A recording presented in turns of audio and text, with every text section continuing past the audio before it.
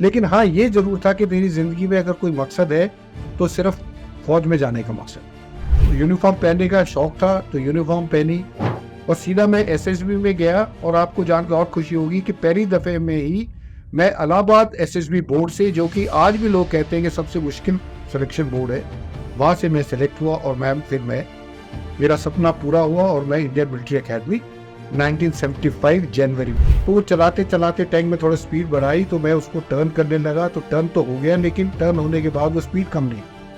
मैंने ब्रेक भी लगाई लेकिन ब्रेक काम नहीं किया। एज ए रिजल्ट एक बिल्डिंग थी, बिल्डिंग में जाके वो टकरा। और जब आप अंदाजा लगाओगे जब 40 टन की कोई चीज स्पीड से आगे दीवार में टकराएगी तो दीवार का क्या हाल। हाँ। बच्चे कमजोर नहीं है जी। बच्चों को कमजोर किया गया है माँ बाप। एग्जाम का प्रेशर हमेशा ही रहता है, हमारे जमाने में भी था, उससे पहले भी था और आने वाले जमाने में भी हो। जो सपने वो खुद अपने देखते थे, अब उन्होंने अपने सपने तो पूरे किए नहीं और वही सपने वो बच्चों में देखते हैं और वो चाहते हैं कि मैं आईएएस बनना चाहता था, मैं या डॉक्टर बनना चाहता था या मैं इंजीनियर बनना चाहता था, तो मैं तो बन नहीं सका, मैं अपने बेटे को बनाना चाहता। जैसे कि ओल्ड राजेंद्र नगर, यहाँ पे बहुत सारे ऐसे स्टूडेंट्स हैं जो कि यूपीएससी के लिए प्रिपरेशन करने आते हैं। 5-6 साल लगाया उन्होंने, अटेम्प्ट्स दिए, जब नहीं हुआ तो उसके बाद वो यहीं रह जाते हैं। दे आर लाइक ये छोड़ ही नहीं पा रहे हैं। SSB I think is the toughest interview in the country. SSB interview ऐसा है जो कि 5 दिन चलता है। मैं देखता हूँ बच्चों को कोचिंग सेंटर में आते हैं, चप्पल पहनी हुई है, शेप बड़ी हुई है, नहा के आते नहीं है, क्लास में आके बैठ जाते। तो आप मुझे बताओ, अगर इस रवैये के साथ अगर आप चाहो कि मैं सिविल सर्विसेज या अधिकारी बन जाऊं तो आई एम सॉरी, वो नहीं। हेलो एवरीवन, वेलकम टू अफसर शाही। Today we have a very special guest with us, colonel Sanjeet Sirohi sir. Welcome sir. Thank you very much. Sir is having a really very huge experience when it comes to army. He has served for 35 years in army. And army में सर्व करने के बाद उन्होंने ऐसा नहीं किया कि अपना रिटायरमेंट जो है फिर आराम से बैठे रहे। Not like that. But he devoted his life for the youth. After that, he started conducting leadership development, team management, stress and time management, and interpersonal skills. Apart from that, he have also trained aspiring officers for SSB as well. Hello, sir. Welcome to the podcast. Thank you, man. Sir, we are really very grateful to have you. The reason being, you are very special for us. Thank you, ma'am. Thank you very much. And you are the very first guest over here. So it means a lot that you came over here and on this particular platform. When it comes to starting the thing, sir, was it your dream to join army? जो army join करने का कोई dream था आपका ऐसा कि मुझे ये तो काम करना ही करना है? Firstly, I am very thankful to you for calling me, and in fact, I am honored to be part of Tathastu. Now, as far as my dream is concerned, yes, when I became slightly older, और जब बचपन में जब आदमी को समझ आने लगती है तो उस समय मेरे को एक चीज समझ में आई कि जो मेरे घर में I was the 7th generation person who was ready to join the army. तो ये ऑलरेडी ब्लड में था। और क्योंकि अपनी फोटो देखते थे, अपने दादाजी की फोटो देखते थे, ग्रेट ग्रैंडफादर की फोटो देखते, तो देख के ऐसा लगता था कि शायद यही एक सपना है। सर, यूनिफॉर्म का एक जादू भी होता है। यूनिफॉर्म का जादू था और वो जादू इस तरह से चढ़ा कि बचपन से और कुछ सोचा ही नहीं। जबकि मेरे फादर, जब मैं कॉलेज में आ गया था तब मेरे फादर कहते थे कि मेरा बड़ा भाई तब तक फौज में जा चुका था, तो वो कहते थे कि ये फौज में चला गया, तुम जो है अपना कोई आईएएस, पीसीएस या आईपीएस की तैयारी करो। आई सेड नथिंग डूइंग, मेरे को जाना है तो आर्मी में ही जाना है। तो ये मेरा सपना बचपन से था और मैं अपनी तरफ से मैंने पूरी कोशिश की इस सपने को साकार करने की। जी जी। सो किस तरीके से आपकी स्टोरी रही ज्वाइन करने की आर्मी? मैम, स्टोरी मेरी ये थी कि स्टार्ट वाज नॉट गुड। ठीक है, like I will tell you, I was physically weak, जो कि आर्मी में या आर्म फोर्सेस में इज नॉट एक्सेप्टेबल। जी। Number 2, academically also I was very weak. तो एकेडमिकली वीक है तो इसका मतलब आप रिटन एग्जाम नहीं दे सकते, आप एसएस भी नहीं कर सकते। लेकिन इस वीकनेस के बाद और मेरे अंदर कॉन्फिडेंस, मैं बोलूँगा कि confidence was very very low. So as a result of that, with all these shortcomings, but dream was still there. And I'll say at that point of time, it was a dream plus it was a goal. Although उस उम्र में ये नहीं पता होता कि गोल क्या है, लेकिन हाँ ये जरूर था कि मेरी जिंदगी में अगर कोई मकसद है तो सिर्फ फौज में जाने का मकसद है. और जब मैं स्कूल से छुट्टी होती थी तो मेरे घर के पास जयपुर पोलो ग्राउंड था. जी. वहां पे मैं देखता था कि शाम के टाइम पोलो होती थी तो उसमें ऑफिसर्स आते थे और वो पोलो खेलती. तो जब मैं उनको देखता था, उनका रुतबा देखता था, किस तरीके से वो चलते हैं, जब वो आते हैं खेलने के लिए तो जो है एक सही जो है घोड़ा लेके उनकी तरफ आता है, सलूट करता है. तो वो सब चीजें देख के मेरे को ये लगता था कि अगर जिंदगी में कोई दुनिया में कोई बड़ी चीज है तो फौज को ऑफिसर ही है. तो उस चक्कर में मैंने जो है सपना देखा, लेकिन पढ़ाई में वीक था, लेकिन मैं चलता रहा. उसके बाद मैंने जूनियर विंग एनसीसी ज्वाइन की मैम. जी. और जूनियर विंग है क्योंकि यूनिफॉर्म पहनने का शौक था तो यूनिफॉर्म पहनी. उसके बाद आपको जान के हैरानी होगी कि मैंने एनडीए का एग्जाम 3 दफे दिया, मैम, रिटन एग्जाम यूपीएससी का. जी. और आपको जान के और खुशी होगी कि मैं तीनों दफे फेल हो गया. ठीक है. जी सर. लेकिन पता नहीं क्या चीज अंदर से ये बोलती थी कि कोई बात नहीं, फेल हो गए तो क्या हो गया, रास्ता बंद नहीं हुआ है. फेल का मतलब ये नहीं कि रास्ता बंद है, जी. आप करते रहो काम. तो उसके बाद मैम जब मैं कॉलेज में आया तो कॉलेज में आके मैंने सीनियर विंग एनसीसी ज्वाइन करी. और क्योंकि मैं एनसीसी में भी अच्छा करना चाहता, मैंने 2 दफे 72 और 1973 में रिपब्लिक डे परेड में मैंने हिस्सा लिया मैम. और रिपब्लिक डे परेड का मतलब है मैम कि राष्ट्रपति भवन से लेके और रेड फोर्ट तक आपको पैदल चलना है राइफल लेके, which was root of about 12 kilometre. But I used to do that because मेरे को ये लगता था कि कहीं ना कहीं यही चीज ऐसी है जो तुमको फौज तक पहुंचा सकती है. उसके बाद मैम मैंने एनसीसी में सी सर्टिफिकेट पास किया. और जैसे लॉ ऑफ अट्रैक्शन, इसको जो है ओम शांति ओम पिक्चर में शाहरुख खान ने बड़े अच्छे डायलॉग के साथ उसको बोला था कि अगर किसी चीज को दिल से चाहो तो पूरी कायनात उसको पूरा करने में लग जाती है. जी. And I think same thing happened with me. Om Shanti Om तो 35 साल बाद आई थी, लेकिन ये चीजें मेरे जिंदगी में पहले ही आ गई थी. आपने मैं पहले पूरी मैनिफेस्ट कर लिया. मैं पूरा मैनिफेस्ट कर लिया था क्योंकि मेरे अंदर इतना जज्बा था, इतने जुनून था मैं कि फौज को ज्वाइन करने का, कि फिर जो है एक पॉलिसी आई कि जो एनसीसी स्टूडेंट्स हैं जिन्होंने सी सर्टिफिकेट पास किया है वो बिना रिटन एग्जाम दिए सीधे डायरेक्ट एसएसबी में जा सकते हैं. तो मैम वो एक ऐसा ऑब्स्टिकल था जो मेरी जिंदगी का था, वो मैंने क्लियर किया और सीधा मैं एसएसबी में गया. और आपको जानकर और खुशी होगी कि पहली दफे में ही मैं इलाहाबाद एसएसबी बोर्ड से, जो कि आज भी लोग कहते हैं कि सबसे मुश्किल सिलेक्शन बोर्ड है, वहां से मैं सिलेक्ट हुआ. और मैम फिर मेरा सपना पूरा हुआ और मैं इंडियन मिलिट्री एकेडमी 1975 जनवरी में मैंने join Wow, sir, that's really very great. And आपने एक ड्रीम, एक पाथ चूज किया और उसी के साथ आप उसी Yes. ही आगे बढ़ते चले बिल्कुल गए. मैम, बिल्कुल. जी sir. Sir, I would like to know one more thing. जैसे कि आजकल के बच्चों को आपने देखा होगा, थोड़ा सा कोई चीज़ का फेलियर होता है, दे फील कि पूरी दुनिया मेरी जो है एकदम बिखर गई है, खराब हो गई है. Right. You must have heard about the Kota suicide cases also. Yes. Right. So आप जैसे बोले कि आप 3 बार एग्जाम आपने फेल किया, उसके बाद भी यू वर लाइक कि कोई बात नहीं, मैं तो अपने पाथ पे चलता ही रहूंगा. ठीक है. बट वाई टुडेज स्टूडेंट्स, आज के बच्चे इतने वीक क्यों है? What could be the reason? क्या कोई एग्जाम का प्रेशर है? ये व्हाट यू फील? मैं आपको बताता हूँ एक चीज़ और मैं आपको बताना भूल गया कि जैसे मैंने आपको बताया था कि I was very weak student. और 9th क्लास में हर माँ बाप की तरह, क्यों है वो मुझे आज तक नहीं पता लगा, हर माँ बाप ये चाहते हैं कि हमारा बेटा जब पीसीएम का चूज करने का टाइम आए तो वो पीसीएम ही सब्जेक्ट ले. तो ऐसे ही मेरे साथ हुआ था. और हमारे टाइम में क्योंकि हायर सेकेंडरी 11th क्लास में होती थी तो हमारे टाइम में पीसीएम जो है 9th क्लास में डिसाइड करना. तो क्योंकि मेरे फादर चाहते थे मैं एनडीए क्लियर करूं, और एनडीए क्लियर आप तभी कर सकते हैं जब आपको जो है मैथ्स आता हो. तो मैंने मैम पीसीएम लिया और मेरा इंटरेस्ट नहीं था पीसीएम में, और उसके बावजूद भी मेरे को लेना पड़ा. और मैं 9th क्लास में मैम फाइनल एग्जाम में सिवाय इंग्लिश और हिंदी को छोड़ के फिजिक्स, केमिस्ट्री और मैथ्स तीनों में फेल हो गया. और फेल होने के बाद मेरे फादर ने मुझे कहा कि भाई मैं ऐसा है, तुमको अच्छे स्कूल में पढ़ा रहा हूँ और इतनी फीस देता हूँ, तो मैं नहीं चाहता, और मेरे मतलब it is beyond my capability to pay 1 year fees मोर तो इसलिए मैं आपको यहाँ से निकाल के I put you in some government school. तो मैंने उनको रिक्वेस्ट किया कि नहीं आप रहने दो। वो प्रिंसिपल के पास गए टीसी लेने के लिए, और टीसी जब लेने गए तो प्रिंसिपल ने कहा आप उसको क्यों निकालना चाहते हो, आप क्यों पीसीएम के पीछे पड़े हो, तो आप इसको जो है ह्यूमैनिटीज ग्रुप में भेज दो जिसमें आपका हिस्ट्री, ज्योग्राफी और इकोनॉमिक्स था मैम।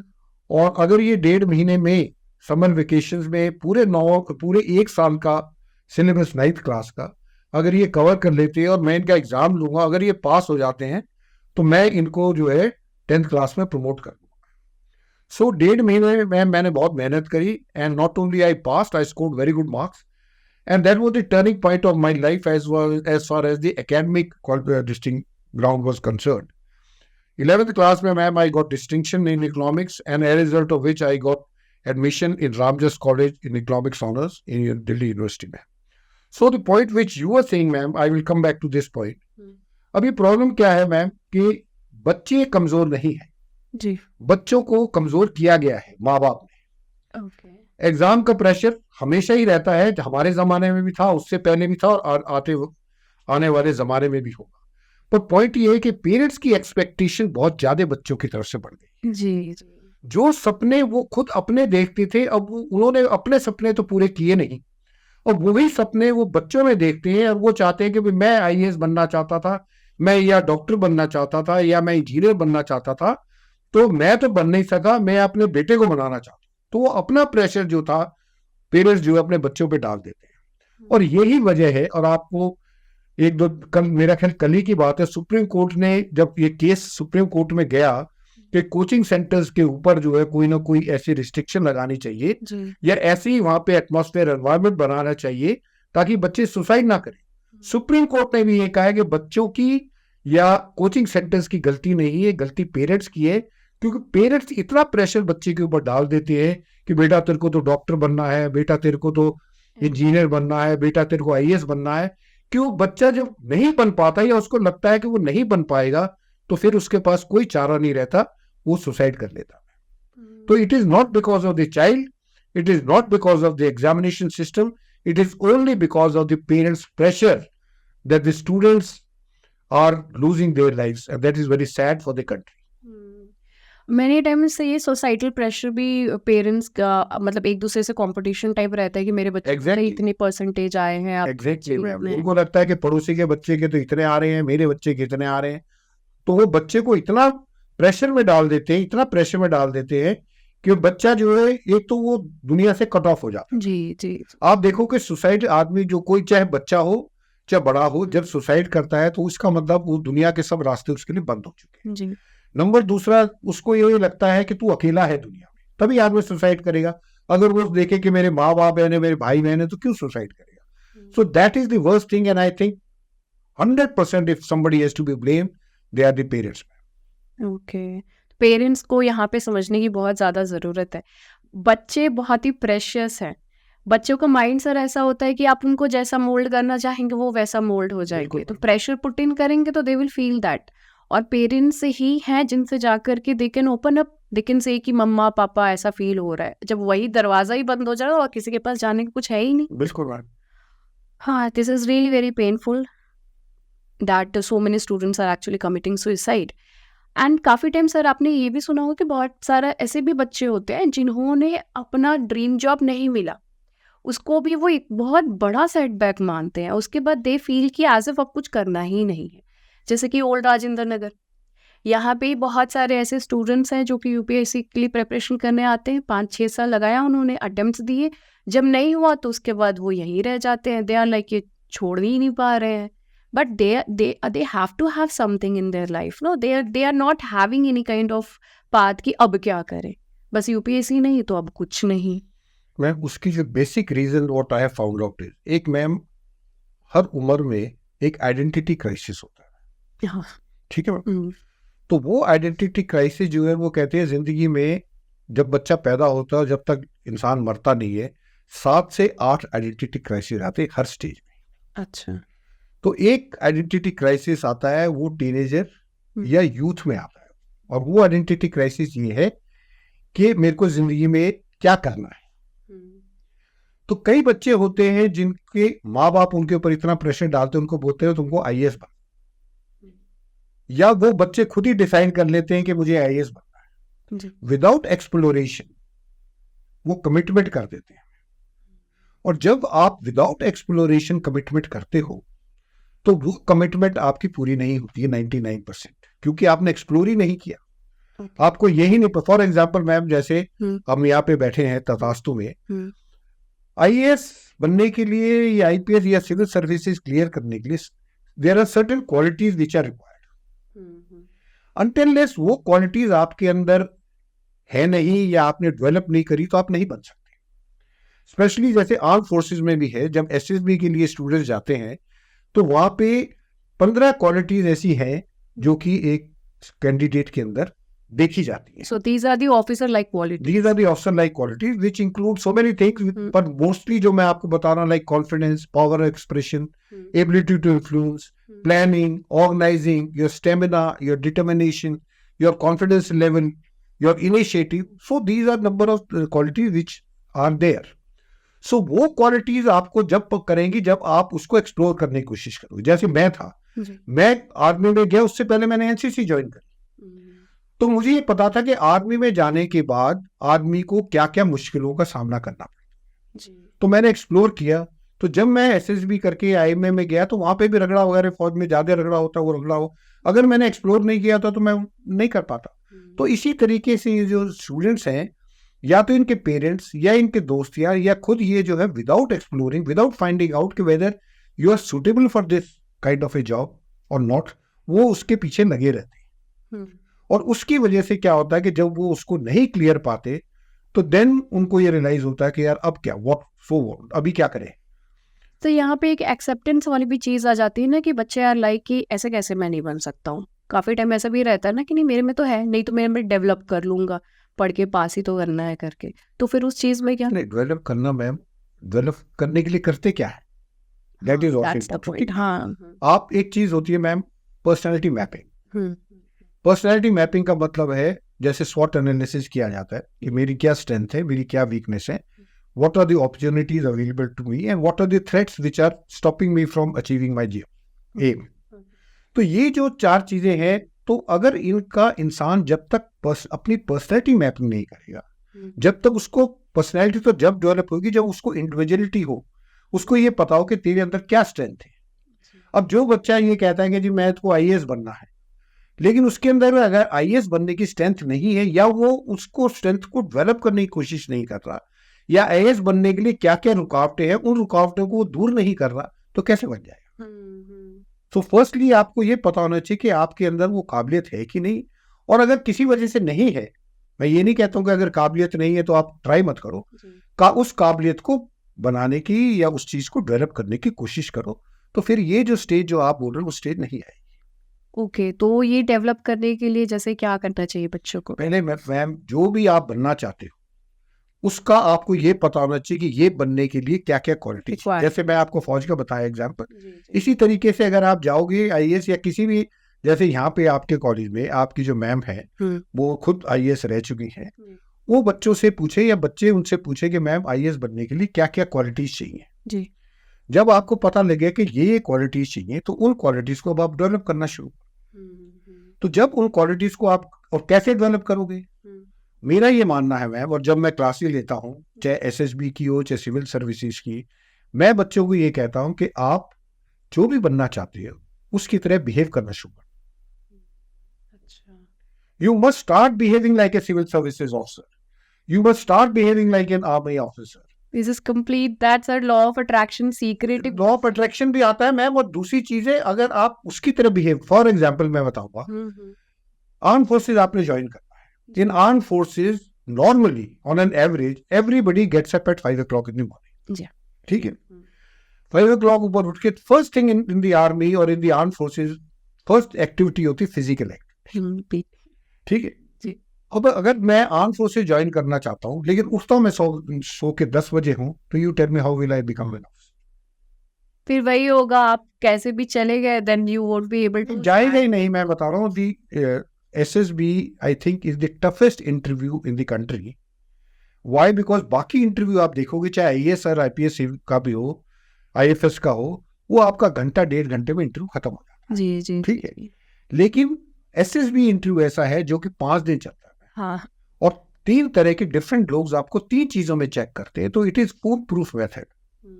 तो इसलिए मैं ये कहता हूँ कि अगर आप जो भी जिंदगी में एक्टर बनना चाहते हो तो एक्टर की तरह एक्टिंग करो, अगर आप क्रिकेटर बनना चाहते हो तो क्रिकेटर की तरह करो, अगर आप सिविल सर्विसेज ऑफिसर बनना चाहते हो तो behave like a civil service officer. मैं देखता हूँ बच्चों को कोचिंग सेंटर में आते हैं, चप्पल पहनी हुई है, शेप बड़ी हुई है, नहा के आते नहीं है, क्लास में आके बैठ जाते हैं। तो आप मुझे बताओ, अगर इस रवैये के साथ अगर आप चाहो कि मैं सिविल सर्विसेज या अधिकारी बन जाऊं, तो आई एम सॉरी, वो नहीं बन पाओगे। उसके लिए भी सर एक्सक्यूज रहता है कि मैम टाइम ही नहीं मिलता है। वही तो कह रहा, सबसे बड़ी प्रॉब्लम ये है कि टाइम उसके पास नहीं है जो कुछ नहीं कर रहा, जो कर रहे हैं उनके पास टाइम की कोई कमी नहीं, जी, वो टाइम निकाल ही लेते हैं। निकाल ही नहीं। Sir what is the role of discipline हो भैया? क्योंकि आर्मी की जहाँ तक बात है, डिसिप्लिन इज समथिंग जो कि बहुत ज़्यादा मैटर करता है, एंड डिसिप्लिन की वजह से बहुत सारे लोग उस चीज़ को टैकल नहीं कर पाते हैं कि कुछ ज़्यादा ही है, इतने बजे उठना ही उठना है, घर पे तो पैम्पर्ड रहते हैं, लेकिन आर्मी के एनवायरनमेंट में तो ऐसा रहता नहीं है। जैसे कि लक्ष्य मूवी थी, तो लक्ष्य मूवी में सबने तो देखा ही होगा ऑब्वियसली। तो in that Hrithik Roshan is like कि he went over there but भागा है because he was not able to handle. So what is the role of discipline in your daily routine also, and when it comes to doing something in your life? मैं जहाँ तक discipline का सवाल है, ये लोगों की बहुत गलतफहमी है जी। कि आर्मी में डिसिप्लिन को इम्पोज किया जाता है। अच्छा। डिसिप्लिन एक ऐसी चीज है जिसको आप इम्पोज नहीं कर सकते। डिसिप्लिन इज ऑलवेज इनसाइड, हमारे अंदर, सबके अंदर डिसिप्लिन है। सिर्फ फौज में क्या करते हैं, उस डिसिप्लिन को ऊपर उभारते हैं। शुरू में बाहर से उभारते हैं और अंदर से फिर अपने आप ही वो डिसिप्लिन आपके अंदर आ जाता है। And what is discipline? Discipline का मतलब ये है कि whatever you are suppose to do, you do that.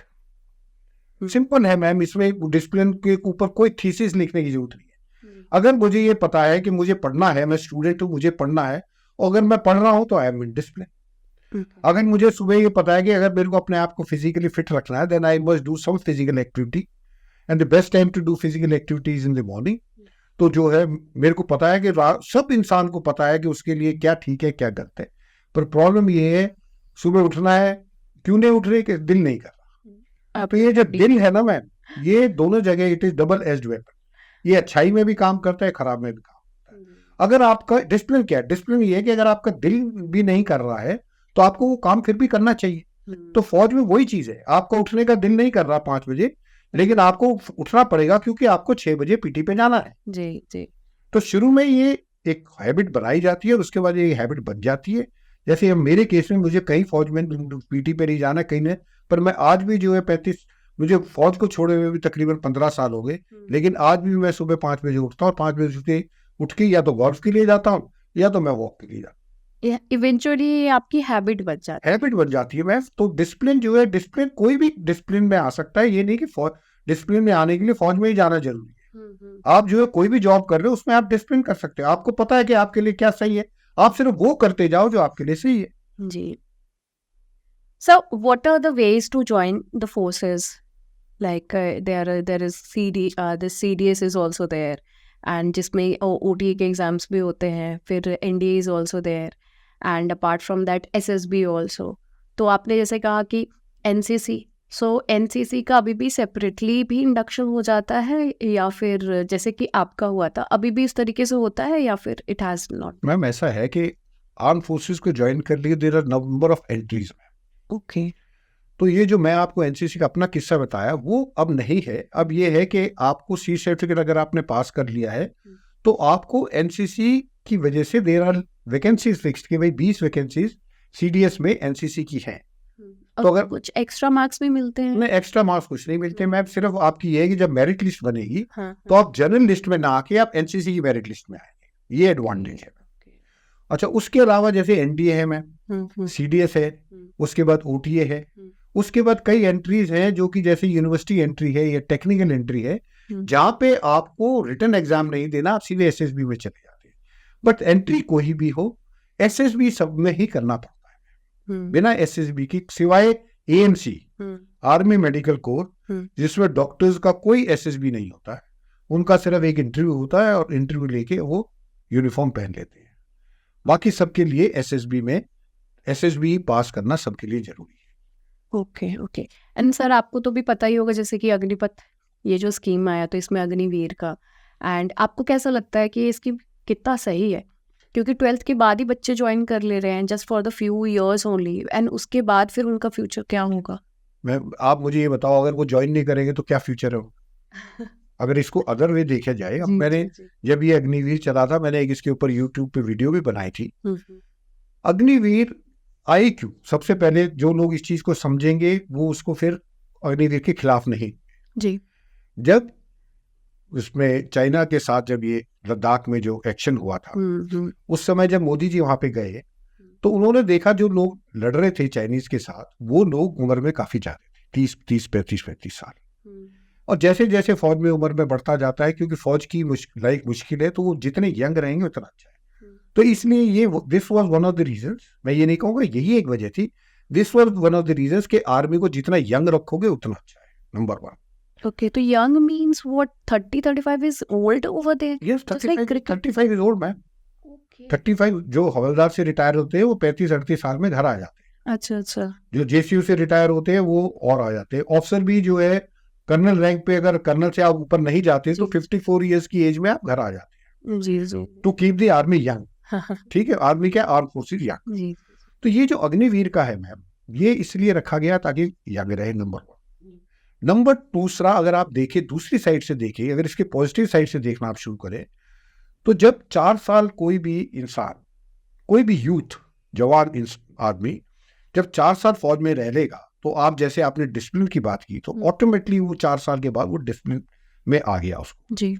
फौज में रहने की मैं आपको बता रहा हूँ, फौज एक ऐसी ऑर्गेनाइजेशन है जिसमें आपको बहुत कुछ आप सीखने को मिलता है। वो ये नहीं कि वो सिखाते हैं, लेकिन आपको इतना सीखने को मिलता है कि आप किसी भी ऑर्गेनाइजेशन में आप दोबारा एडेप्टेबल हो जाते हो। तो ये रखने का जो गवर्नमेंट का मकसद था, ये यही था कि 4 साल के लिए लोग आए, 4 साल यहाँ पे रहें, और उसके बाद उनको इतनी तजुर्बा और इतना उनका डिसिप्लिन और इतना हो जाएगा कि जो कॉर्पोरेट वाले हैं या और जो प्राइवेट सेक्टर्स है उनको जो है लेंगे। जैसे आप देखोगे महिंद्रा ने कहा है कि हम आगे से अग्निवीर को लेंगे, और जो बड़ी टाटा है वो कह रहे हैं। और कौन नहीं लेना चाहेगा कि जो आदमी फौज के 4 साल डिसिप्लिन में रहा, he will be much better than जो एकदम जो नहीं आए। तो ये वजह है। तो Agniveer is a very good policy and I think government has done good thing. बहुत सारे सर ऐसी कंट्रीज भी हैं जहां पर कि लोगों को मतलब मैंडेटरी होता है, बिल्कुल मैम, सर्विसेज ज्वाइन करना, बिल्कुल, कि इन फ्यूचर कभी जरूरत पड़े, या फिर एक पेट्रियटिज्म की जो भावना है कंट्री के towards, so for that thing. तो ये एक तरीके से सब्सक्रिप्शन जो है, जैसे इजराइल में है, इजराइल में everybody has to serve in the armed forces. China में इट इज कंपलसरी, जबकि चाइना की अब हमारी आबादी उनसे ज्यादा हुई है, अदरवाइज चाइना की आबादी हमसे ज्यादा थी, लेकिन उसके बावजूद भी चाइना में हर लड़के को या हर लड़की को कुछ मैंडेटरी पीरियड है, उसके बाद फौज को ज्वाइन करना पड़ता है। फौज की ज्वाइन होने के बाद फिर फौज में जो उनको सर्टिफिकेट मिलता है, उस सर्टिफिकेट के मुताबिक फिर उनको आगे किस फील्ड में उनको जाना चाहिए उसमें रिकमेंड किया जाता है। साउथ कोरिया में भी है, ये चाइना में भी है। ये इसलिए भी पता है क्योंकि बहुत सारे बच्चे is very interested in BTS and all, तो उनकी आर्मी भी जा रही है BTS में joining. So what is there any memorable event when you were there in army?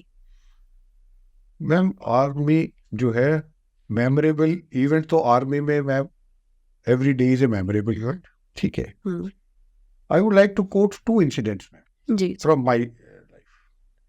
एक मैंने इंसिडेंट मैं जो स्टॉक पे भी दिया है, मैंने टेडेक्स में भी बताया है, और मैं यहाँ पे भी बताना चाहूँगा, बिकॉज जिंदगी में कई चीजें ऐसी होती है जो कि आप सोच भी नहीं सकते कि उस जिंदगी में आपको कितना बदलाव ला सकती है, अच्छे के लिए और बुरे के दोनों के लिए।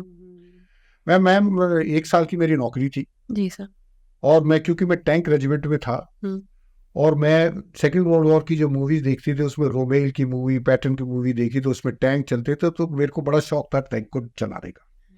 और यही वजह थी जो मैं फौज में गया था, वो भी यही वजह थी कि मैं टैंक रेजिमेंट में जाना चाहता था। अच्छा। तो मैम मैं टैंक चला रहा था, और टैंक चलाते चलाते विजिलेंस टैंक था मैम, तो उनके ब्रेक्स में कोई प्रॉब्लम होती थी, इतने इफेक्टिव नहीं थे। तो चलाते चलाते टैंक में थोड़ा स्पीड बढ़ाई, तो मैं उसको टर्न करने लगा, तो टर्न तो हो गया, लेकिन टर्न होने के बाद वो स्पीड कम नहीं हुई। मैंने ब्रेक भी लगाई लेकिन ब्रेक काम नहीं किया। एज ए रिजल्ट एक बिल्डिंग थी, बिल्डिंग में जाके वो टकरा गया। और जब आप अंदाजा लगाओगे, जब 40 टन की कोई चीज स्पीड से आगे दीवार में टकराएगी तो दीवार का क्या हाल होगा। हाँ। तो दीवार गिर गई, शोर मच गया। तो सीओ साहब आ गए और सीओ साहब ने आके कहा कि भाई कौन चला रहा था। तो मैं टैंक में से बाहर निकला, तो उन्होंने देखा तुम चला रहे थे। मैं कहा हाँ। तो वो बहुत गुस्से हुए मेरे के ऊपर और मेरे स्क्वाड्रन कमांडर को बोला कि ही इज अंडर अरेस्ट। तो मेरे को अरेस्ट कर लिया। और अरेस्ट का मतलब फौज में ये है कि आपकी बेल्ट उतार ली जाती है और आपको अपने कमरे में भेज दिया जाता है, और आप जो है उसके बाद आपको मार्चअप किया जाता है, फिर आपको सजा सुनाई जाती है। तो अभी नौकरी शुरू भी नहीं हुई थी कि अरेस्ट हो गया। तो मेरे को बड़ा मतलब came as a shock to me, and मैं चुपचाप बैठा हुआ था। तो इतने में एक हवलदार, हम आर्मर्ड कोर में उसको दफेदार बोलते हैं, वो हवलदार मेरे पास आया और कह देगा साहब दुखी होने से कोई फायदा नहीं है, जो हुआ सो हुआ, लेकिन जो हुआ वो गलत हुआ है, आपको अरेस्ट कर लिया गया है। लेकिन इस चीज को आपने अपनी एक ढाल बनाना है, और ढाल इस तरह से बनाना है कि आपने ये सोचना है कि जिस रेजिमेंट में आपको 1 साल में अरेस्ट कर लिया गया था, उसी रेजिमेंट को आपने कमांड करना है। तो मैम वो टाइम था, खैर वो अरेस्ट हुआ, उसके बाद जो भी थोड़ी बहुत सजा मिली वो मिल गई, but that event stayed in my mind through out. So he became the Krishna of your life. Yes, he became a Krishna. He told me कि भाई आपके साथ बुरा हुआ है लेकिन आपको लड़ाई लड़नी है जी। तो उस चक्कर में मैम उसके बाद मैंने जो भी कोर्सेज किए, जो भी एग्जाम दिए मैम, जो बच्चा एकेडमिकली इतने पुअर था, उसने सिविल में बाहर ही नहीं, कॉलेज में नहीं, बाहर फौज में भी जाके कोई भी एग्जाम जो है वो दोबारा नहीं दिया मैम। और मैंने मेहनत करी मैम, और आपको जानकर खुशी होगी कि उस इंसिडेंट के 20 साल बाद मैंने वही रेजिमेंट, जिस रेजिमेंट में मेरे को अरेस्ट किया गया था, उसी रेजिमेंट में मैंने वो रेजिमेंट को कमांड किया। So that was my biggest achievement of my life. That was number 1। Number 2 incident ma'am बड़ा दुखदाई इंसिडेंट है। मैं श्रीनगर में पोस्टेड था जी। और ये बात है तकरीबन 2000 के आसपास की। जो इंसर्जेंसी थी कश्मीर में वो बहुत हाई लेवल पे थी जी।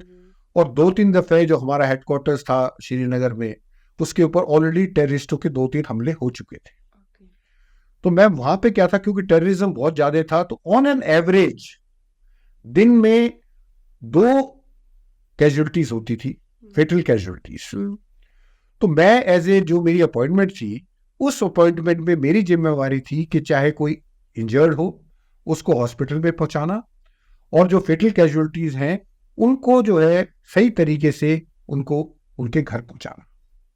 तो मैम मैंने 2.5 साल वहां रहा मैं, और 2.5 साल में ऑन एन एवरेज आप लगाओगे कि 1 से 2 लोगों को मैंने कंधा दिया। तो आप अंदाजा लगा सकते कि उन 2.5 साल में मैंने तकरीबन 1000 लोगों को कंधा दिया। तो वो जो इंसिडेंट है मैम, वो आज भी मैं याद करता हूँ। मैं ये आपके माध्यम से मैं ये बताना चाहता हूँ खासतौर पर बच्चों को कि जिंदगी में काम कुछ भी करो, लेकिन वो काम करो जिससे दुनिया बाद में आपको याद रखे जी। और जैसे उस कारगिल वॉर में कैप्टन विक्रम बत्रा ने कहा था कि या तो झंडा लहरा के आऊंगा या तो झंडे में लिपट के आऊंगा। सेम चीज मैंने जो है 2.5 साल देखी है कि कैसे जो कल तक जिंदा था आज वो झंडे में लिपट के जा रहा है। जी जी। तो मैम ये चीज 2 इंसिडेंट मैंने, बाकी तो मैंने कोई लड़ाई नहीं लड़ी, कोई ऐसा वो नहीं करा, पर ये जो 2 इंसिडेंट है मेरी से, एक मेरे पर्सनल है और एक ये में है कि ये जो कैजुअलिटीज होती हैं हमारी सैनिकों की, अपनी कुर्बानी देते हैं, इसको देश को जो याद रखना चाहिए। बहुत डिफिकल्ट काम है सर, और डिफिकल्ट, बहुत ज़्यादा बहुत ज़्यादा बहुत ज़्यादा। ऑब्वियसली बात है कि फैमिली को इन्फॉर्म करना कि आप द बिगेस्ट प्रॉब्लम मैम, मेरी को सबसे बड़ी प्रॉब्लम ये होती थी कि मैं रोज आना, क्योंकि घर वाले किस माहौल में है, खुश है, दिवाली है, होली है, क्या है, और आप जो है शाम को 8-9 बजे आप इंफॉर्मेशन दे रहे हो कि जी आपके जो आपका प्रिय जो है वो अब नहीं है दुनिया में। इट वाज ये बहुत बड़ा मेरे लिए चैलेंज था।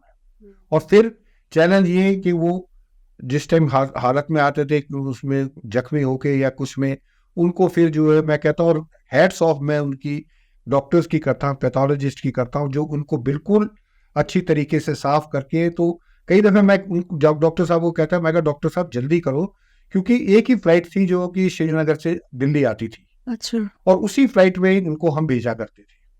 तो कई दफ़े वो होता था कि फ्लाइट का टाइम होने वाला होता, तो मैं कहता था, मैं कहा सर इनको थोड़ा जल्दी तैयार करो। वो कहता मैं ये चाहता हूँ कि जब ये घर जाए तो ये बिल्कुल साफ सुथरे दिखने चाहिए। तो ये हाल था मैम। तो ये एक इंसिडेंट्स ऐसे हैं, मतलब ये मेरी ज़िंदगी के कि जो बहुत ही मतलब दिल छूने वाले हैं। सर उस टाइम तो कश्मीर बहुत ज़्यादा वल्नरेबल ज़्यादा था, अभी बहुत तो ज़्यादा फिर भी काफ़ी ज़्यादा बेटर हो गया है। अब तो बहुत बढ़ गया है। जी sir. Sir you talked about battalion and corps, so what are the differences between battalions, corps, regiments, ये सब क्या है? मैम ऐसा है कि जो I will talk only about army. Okay. Army में मैम अलग दो तरह के आर्म्स, मतलब दो तरह की ऑर्गेनाइजेशन होती हैं। एक होती है फाइटिंग आर्म्स, एक होते हैं सपोर्टिंग आर्म्स। फाइटिंग आर्म्स आपके वो हैं जो कि बिल्कुल लड़ाई लड़ते हैं, गोलियां चलाते हैं, हमला करते हैं, उनके ऊपर हमला होते हैं। फाइटिंग आर्म है, उसमें आपका आर्मर्ड कोर जो कि टैंक रेजिमेंट्स है, जी आपकी इन्फेंट्री, आपकी आर्टिलरी, आपकी सिग्नल कोर और आपकी इंजीनियर कोर। जी। ये 5 कोर बोली, इनको कोर के नाम से जाना है। Infantry core, armoured corps, artillery core, ये 5 होती हैं। उसके बाद होती है supporting core, supporting arms. Supporting arms का मतलब जो इन लोगों को, जो मैंने बताया 5 लोगों को जो लड़ते हैं, इनको सपोर्ट करते हैं। अच्छा। तो उन सपोर्टिंग में क्या होता है, आपकी ऑर्डिनेंस कोर, आपकी एएससी सप्लाई कोर, आपकी मेडिकल कोर, ये आती हैं आपकी सपोर्टिंग आर्म्स में। तो ये 2 तरह की होती है। उसके बाद जो एक बेसिक यूनिट होती है किसी भी ऑर्गेनाइजेशन की, चाहे वो फाइटिंग आर्म हो चाहे सपोर्टिंग आर्म हो, वो होती है एक बटालियन, जिसको कमांड करता है फुल कर्नल। अच्छा।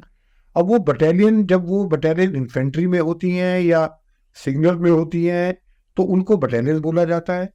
लेकिन आर्मर्ड कोर में होती हैं या आर्टिलरी में होती है, उनको रेजिमेंट बोला जाता है। कमांड दोनों ही कर्नल करते हैं। और उसके बाद बटालियन के बाद या रेजिमेंट के बाद आती है ब्रिगेड, ब्रिगेड के बाद आती है डिवीजन, डिवीजन के बाद आती है कोर, कोर के बाद आती है कमांड। ओके। ये ऑर्गेनाइजेशन है। और हर बटालियन में 4 कंपनी होती है, हर कंपनी में 3 प्लेटून होती है, और हर प्लेटून में 3 सेक्शन होते हैं।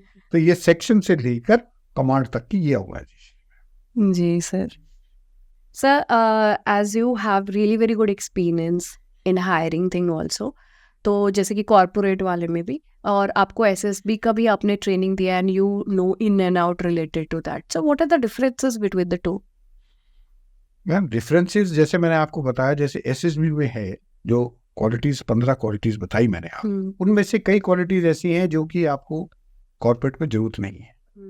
जैसे स्टेमिना है, स्टेमिना की आपको कॉर्पोरेट में जरूरत नहीं है। लेकिन मेरे हिसाब से बाकी जो क्वालिटीज हैं, जैसे प्लानिंग है, ऑर्गेनाइजिंग है, पावर ऑफ एक्सप्रेशन है, एबिलिटी टू इन्फ्लुएंस है, इनिशिएटिव है, सेल्फ कॉन्फिडेंस है, ठीक है, सेंस ऑफ रिस्पॉन्सिबिलिटी, ये सारी की सारी क्वालिटीज कॉर्पोरेट में फॉलो होनी चाहिए। कुछ कॉर्पोरेट हाउसेज जो है इनको फॉलो कर रहे हैं और कुछ को फॉलो करनी चाहिए। तो मेरे हिसाब से कोई ज़्यादा फर्क नहीं है। हाँ, एक चीज़ जरूर है कि कॉर्पोरेट में जो इम्पोर्टेंट है आज के दिन, वो है communication skills. And communication skills में सबसे इम्पोर्टेंट जो है, दोनों वर्बल और non verbal both are important. And to my mind non verbal is more important than verbal, because that accounts for 55% of your communication. 38% is your tone. जी। And 7% is only what you are talking. So ये corporate में बहुत जरूरी है. And since it is now become the corporate or this economy has become a global thing, so the English language is a must for corporate, because you are interacting with number of people, and especially when you are working with multinational companies, that time English is a must. So your verbal communication, your non-verbal, they all has to be very good. Otherwise, मेरे को नहीं लगता कि जो चीज arm forces में जरूरी है वो कॉर्पोरेट में जरूरी नहीं है। अच्छा। Except for few, otherwise I think more or less it should be the same. जी। अभी तो लैंग्वेज ही, अभी लैंग्वेज को भी लेकर के सर डिबेट चल रही है वैसे तो, that whether it should be Hindi और इंग्लिश, इंग्लिश को पूरा ही हम लोग जो हटा दें, ओनली हिंदी पे ही रहे। Bharat versus India is also going on. वो चीजें ठीक है, लेकिन if you see the economy part, अगर आप चाइना को भी देखो ma'am, China are more fundamentalist as regard language is concern, लेकिन वो भी जब उनके जो कॉल सेंटर्स है उनमें भी जो अपने बंदों के नाम, किसी का जेम्स, किसी का टॉम, किसी का वो करके वो कम्युनिकेट कर। So English is one language. I don't think, ठीक है आपने सरकारी काम में करना है आप वो करो, आपने स्टेट में करना है वो करो, लेकिन जहाँ तक ताल्लुक है मल्टीनेशनल कंपनीज या उनके लिए तो मेरे को लगता है कि जो है इंग्लिश शुड बी देयर। अभी तो ऐसा हो गया sir, I don't think so कि हम इसको we can let it go. No ma'am, it is why should we let it go? हाँ, it Why is should not we going. let it It is not going anywhere. Sir, I forgot to ask it earlier. So why we are actually carrying the names of these regiments which were actually given Britishers के time period में ही, कि this the Sikh regiment हो गया, Rajput regiment हो गया, they actually came up with this name for divide and rule फंडा, इनका तो यही काम था। फिर ये क्यों हम लोग अभी भी कंटिन्यू कर रहे हैं, why we are not changing? Because when it comes to now, जैसे कि इंडियन पीनल कोड है तो इसको भी चेंज कर दिया जा रहा है, इनका name in Hindi, I am not saying कि हिंदी में हो जाए, but why we are not changing the things? It is not that we are not changing, maybe कि नाम चेंज नहीं हुआ, पर अगर आप उनकी बटालियंस की या उन रेजिमेंट्स की अगर आप ये देखो, अगर वो सिख रेजिमेंट है या वो जाट रेजिमेंट है, तो उसका मतलब ये नहीं कि उसमें सारे के सारे जाट हैं। अच्छा अच्छा, ऐसा नहीं है मैम, ठीक है। अभी बिहार रेजिमेंट तो not all Biharis are there, not all Biharis are there. अगर मराठा है तो not all, and as far as the officers are concerned, उनका कोई रेजिमेंट नहीं है, उनका कोई रिलीजन नहीं है। हाँ, उनका रिलीजन, उनका सब कुछ उस पे निर्भर करता है वो किस बटालियन में। आर्मी में ही सर तो मैंने ये चीज देखी है that you will find all the religious places at all the religious इनका जो भी place होता है, मैं टेम्पल हो गया, मॉस्क हो गया, gurdwara, at one place only. Yes, exactly. And सब लोग उस चीज को वैसे ही एंजॉय करते हैं, ऐसे ही करना कोई भी चाहिए, चीज है। ऐसे ही करना चाहिए। जी। तभी तो मैं आपको बोल रहा था ऑफिसर्स का कोई रिलीजन नहीं होता। अगर मैं सिख रेजिमेंट में हूँ तो मेरा रिलीजन सिख है। अगर मैं जो है किसी और बटालियन में हूँ, जाट रेजिमेंट में हूँ या कुमाऊं रेजिमेंट में हूँ, तो मेरा रिलीजन उनके साथ है। मैं जय बद्रीनाथ बोलूंगा, ठीक है। अगर मैं गढ़वाल रेजिमेंट में हूँ, किसी में हूँ, अगर मैं सिख रेजिमेंट में तो सत श्री अकाल बोलूँ। तो और उसी तरीके से जो लैंग्वेज भी ऑफिसर की होती है वो लैंग्वेज जवान की लैंग्वेज होती है। अगर मैं सिख रेजिमेंट में तो आई स्पीक पंजाबी, अगर मैं गोरखा रेजिमेंट में तो आई स्पीक गुरखानी, अगर मैं मराठा रेजिमेंट में तो आई स्पीक मराठी। तो ये जो है ये that is why you will find that armed forces is one organization which is totally integral, which is totally cohesive, and which works as a one unit, and that is the plus point of ours. Arm forces बहुत ज्यादा important भी हैं, and that is the reason I guess इसमें reservation का जो है कोई reservation नहीं है, कोई भेदभाव नहीं है। एसएसबी में लोगों को गलतफहमी ये रहती है कि ऑफिसर के बच्चे होते हैं, आर्मी ऑफिसर के बच्चे, उनको जो है प्रेफरेंस दे, किसी को कोई प्रेफरेंस नहीं दिया था। हाँ। आर्मी ऑफिसर के बच्चे भी उतने ही रिजेक्ट होते हैं जितने बाकी रिजेक्ट। जी जी sir, what do you think, जैसे कि कल ही मैंने एक आर्टिकल देखा था कि टेक्नोलॉजीज जो है वो ये फोर्सेस में अडेप्ट करने से related, what do you feel कि हमको कितना अडेप्शन करना चाहिए? Because when it comes to adaption, आप अडेप्ट कर रहे हो तो फिर you are giving feedback also to the company कि नहीं ये ऐसे काम नहीं करना, वैसे काम नहीं हो रहा है, तो data sharing is also there. लेकिन जब ये हमारी सिक्योरिटी है, they are the one who are actually looking after everything, तो अगर उनके साथ डेटा शेयर कर देंगे तो वैसी बात है कि डेटा ब्रीच होने के चांसेस हैं, because you must have seen कि कोविन का data breach and that Aadhaar related also. So obviously बात है कि तो हमारी सिक्योरिटी ब्रीच हो जाएगी इसमें। सो इज इट नेसेसरी हम टेक्नोलॉजी लें तो किस हद तक हम इसको इंडक्ट करें? क्या हम ह्यूमन इंटेलिजेंस को कम्प्लीटली ही हटा दें? What do you feel, what do you see this? As far as the technology is concerned, we cannot do away with technology, right? We have to have the technology, because if we have to compete with our neighbors, if we have to compete with our adversaries, then we have to bring our technology at that level. अभी यहीं पे sir, अब अगर आप देखें तो Israel is having really very good technologies and all, iron dome जो उसने जो है काफ़ी हद तक हेल्प करी थी उनको जो है सेव करने में। But when you look at this Russia and Ukraine war, तो इनके वॉर जो है वो ट्रेडिशनली ही सेट्स में चल रही है, wherein the same kind of thing, कि जैसे कि जो भी अपना जो ट्रेडिशनल वे है they are applying that. But here would you see, मतलब ये we can not do away with the traditional things? No, actually actual war will be always be traditional. Okay. Whether Israel is fighting, because if there is a ground offensive, if there is a ground invasion, it will be traditional. It will be based on the traditional tactics. Okay. और वो tactics आप आज की नहीं है, वो tactics आपकी Alexander the great, Chandragupta Maurya, तब से वही tactics चल रही है कि एक फोर्स जाके उसको आगे से रोकेगा, एंड जो बाकी पिंसर मूवमेंट कहते हैं उसको, या एनसर्कलमेंट, जो बाकी मोबाइल फोर्सेस हैं, मोबाइल फोर्सेस लेफ्ट या राइट से जाके उसको आइसोलेट करेंगे, और फिर जो उनको आइसोलेट कर, आप ये देखिए कि जो इजराइल में हो रहा है, इजराइल में क्या हुआ, उन्होंने कहा ऑफेंसिव ग्राउंड ऑफेंसिव करेंगे, पहले उन्होंने नॉर्थ को ब्लॉक किया, उसके बाद ईस्ट में वो ऑलरेडी इजराइल बैठा हुआ है, फिर उन्होंने जो है साउथ को ब्लॉक किया और पूरे नॉर्थ गाजा को एनसर्कल कर दिया, और वेस्ट में मेडिटेरियन सी है जी। तो ये जो ट्रेडिशनल फाइटिंग है, this will remain the same. Only thing what can happen is that your technology can help you to do better, to find the ways and means for destruction, like जैसे Israel में हो रहा है, वहां पे air strike करे जा रहे हैं, so that before the ground forces reaches there the complete everything is demolished and destroyed. So it will help the ground forces to achieve their objective earlier. Okay. तो टेक्नोलॉजी होना जरूरी है, लेकिन यहाँ पे the one point which you made out was कि human intelligence. You cannot do away with human intelligence. क्योंकि Israel ने भी यही सोचा था कि ह्यूमन इंटेलिजेंस से बगैर काम चल जाएगा, लेकिन आप देखो कि उन्होंने उसका भी like they said कि iron dome, ji ji. now iron dome has got limited capacity to intercept the rockets and missile coming to them. तो उन्होंने इतने रॉकेट मिसाइल करे कि वो आयरन डोम ही कंफ्यूज हो गया, फेल हो गया। तो इसलिए technology, yes we must do, but we must not do away with human intelligence, that is must. And I think Indian army is doing a good job कि वो, चाहे आप अरुणाचल प्रदेश लगा लो, चाहे लद्दाख लगा लो, चाहे ये पाकिस्तान का बॉर्डर लगा, we are there on the border and observing and watching each and every movement physically. जी। टेक्नोलॉजी के साथ तो कर ही रहे हैं, लेकिन हम फिजिकली भी, हमारी पेट्रोलिंग होती है, हमारे बुश होते हैं, हमारे सेंट्रीज हमेशा अलर्ट। तो मतलब ह्यूमन इंटेलिजेंस तो एक ऐसी चीज है जो हम नहीं हटा सकते, यू शुड नॉट आल्सो, जी, because technology can always be hijacked. हाँ। अब सर यही पे भी एक चीज मुझे याद आ रही थी, Uri movie, in that bird जो उन्होंने बनाया था, अब पता नहीं वो कितना सही है, वाज इट ट्रू और व्हाट, कि वो बर्ड में जो है आईज में कैमरा सेट किए हुए थे in order to see where the terrorists are sitting over there. Technology, everything is possible, everything is possible. अच्छा, दैट्स रियली वेरी गुड।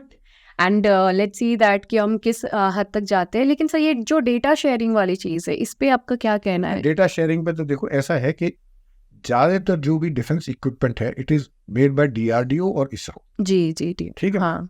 ये टैंक भी बन रहे हैं, तो वो भी हैवी व्हीकल फैक्ट्री जो है आपका मद्रास में, वहाँ पे बन रही है। तो मोस्ट अब जो है now the private sector is also coming, Tatas are coming, Mahindras are coming, they are also coming, they are making the armoured personnel carriers and thing. तो वो जो है, जहाँ तक वहाँ का ताल्लुक है, we have to be very very careful data sharing के लिए। उनसे इक्विपमेंट लेके उसके बाद जो भी इक्विपमेंट के अंदर करना, that should be done by the army itself और द आर्म फोर्स इटसेल्फ, बजाय बाहर वालों से करवाने के। इनको ट्रेन करना है ना, इनको सेंड करके वो जो है, हम अब हमारे आदमी ट्रेन होते हैं, वो करने के कर देंगे। ओके, तो उनको उस हिसाब से प्रोफेशनल ट्रेनिंग दी जाए। Yes, इसका ma'am, yes. मतलब अभी जो जैसे आर्मी है वो जनरलाइजेशन वाला टाइप काम करते हैं। नहीं मैम, अब नहीं? जनरलाइजेशन अब नहीं, अब वो जनरलाइजेशन का टाइम खत्म हो गया। Now army is also specialized. Okay, अब स्पेशलाइजेशन वाला था। 100% स्पेशली द सिग्नल कोर वगैरह जो है, they are all specialised and with high tech equipment.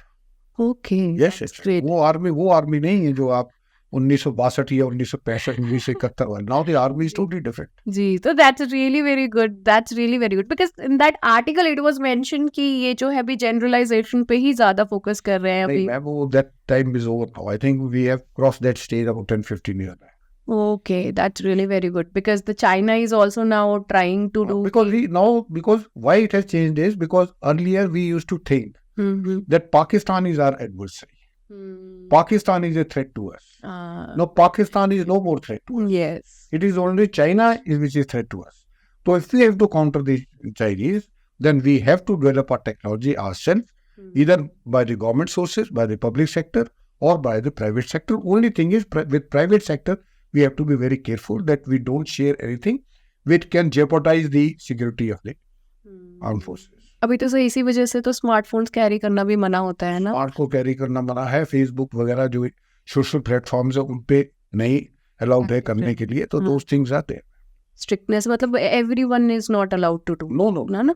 और जो सर सिविलियंस होते हैं आर्मी में उनको भी अलाउड नहीं होते नहीं, सब। They also come under the same law. Okay, okay. This is really very interesting conversation, sir.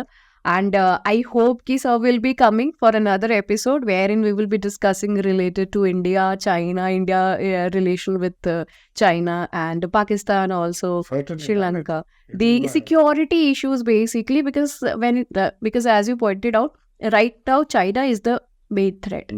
So because China is actually covering India ना, चारों तरफ से उन्होंने जो घेर करके रखा है। Whether you talk about Maldives, अभी मालदीव्स में भी वो प्रेजेंस बनाने की कोशिश कर रहे हैं, and the Sri Lanka thing is also there, Myanmar, Pakistan में तो है ही हैं वो। So this is really very major threat. So very nice talking to you. Thank you for coming over here. I hope you really enjoy it. I enjoyed, ma'am, and especially your questions were very interesting. Thank And you, I sir. felt very nice by answering those questions. Thank you, ma'am. Thank you. Thank very you, much. sir. Thank you guys for watching this thing. See you in the next video. Bye bye. Take care. Jai.